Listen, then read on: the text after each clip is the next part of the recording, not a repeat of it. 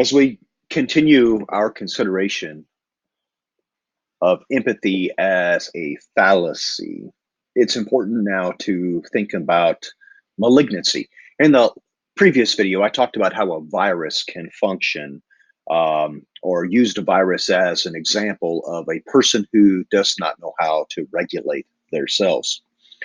In this video, what I want to do is consider characteristics of malignant members, these people who can't self regulate. Um, these people occur in our families, they occur in our work environments, they occur in society across the board. So, what are some of these characteristics? Well, they are injustice collectors who are often prone to victim attitudes. Um, they idolize or crucify their leaders. They don't ever see themselves as destructive. In fact, they can articulate their positions quite well. They can be quite compelling, very moving, but their destructivity is a byproduct of their doing what comes naturally. They kind of have this primitive repertoire of responses which are unable to tolerate difference or dissent. I don't think you need to think too far to think of examples where this lines up. They focus on procedure and the content of issues in a manner that is blind to the underlying emotional processes. Light and truth is toxic to them. That is, they thrive in conspiracy, they thrive in the darkness of conspiracy. They are highly reactive, they are narrowly responsive, and Friedman says they are deadly serious. They lack self regulation.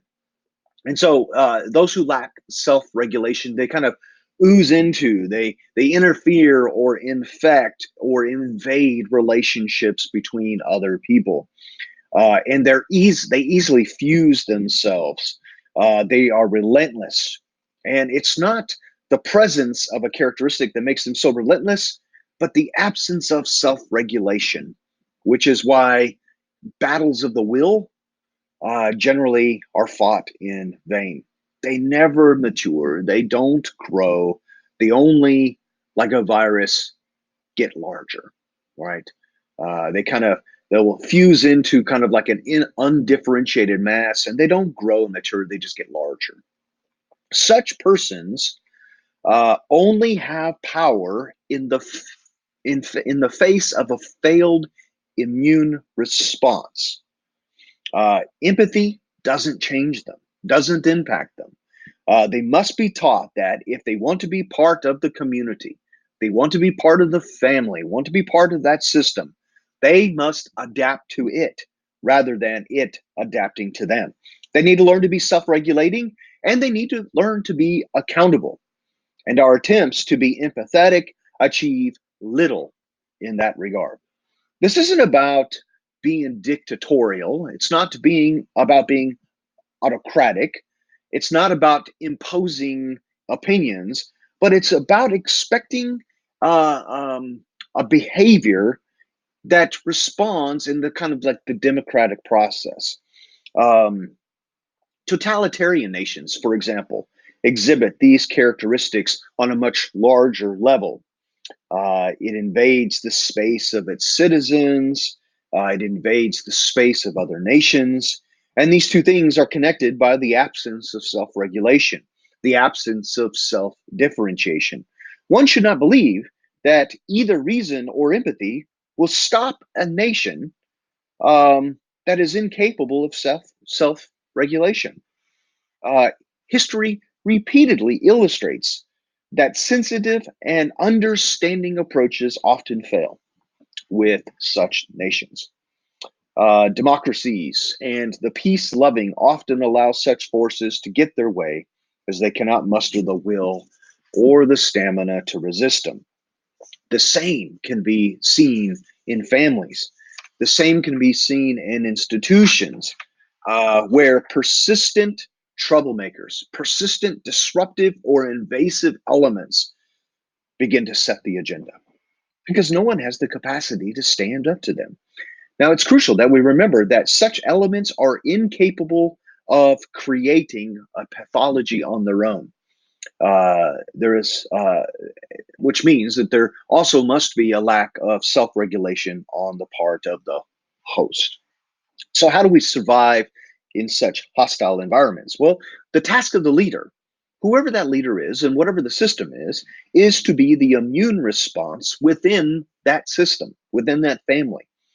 And they are the immune response through their non-anxious, self-defined presence, which we'll talk about in the third barrier.